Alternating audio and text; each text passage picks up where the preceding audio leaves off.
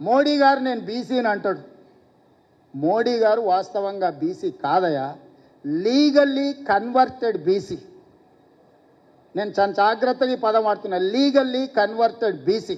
2001 వరకు ఆయన ముఖ్యమంత్రి కానంత వరకు ఆయన కులము గుజరాత్ రాష్ట్రంలో ఉన్నత వర్గాలలో ఉండే. ఆయన ముఖ్యమంత్రి అయినాక ఆ కులాన్ని తీసుకొచ్చి బీసీలో కలుపుకున్నాడయా చట్టం చేసి. ఆయన పుట్టుకతో బీసీ కాదు, నరేంద్ర మోడీ గారు పుట్టుకతో బీసీ కాదు, పుట్టుకతో ఉన్నత కులము. కానీ 2001లో ఆయన ముఖ్యమంత్రి అయిన తర్వాత ఆయన కులాన్ని తీసుకొచ్చి బీసీ కులాలలో కలిపి మీ దాంట్లో ఇత్తేసి పొత్తుగూడిండు. ఇక మీ ఇష్టం, ఆ పైన మీ ఇష్టం. ఆయన కుర్చీలో నేను బీసీని ఉన్నా కదా మీకు అందరికి ఎందుకు అంటుండు. ఆయన సర్టిఫికెట్ ఈరోజు బీసీ ఉండొచ్చు, కానీ మనస్తత్వం మాత్రము బీసీల వ్యతిరేక మనస్తత్వం. బీసీ ప్రధానమంత్రి అయితే 2021లో జనాభా లెక్కలు ఎందుకు చేయలేదు, జనాభా లెక్కలలో బీసీ కులాల లెక్కెందుకు తేల్చలేదు.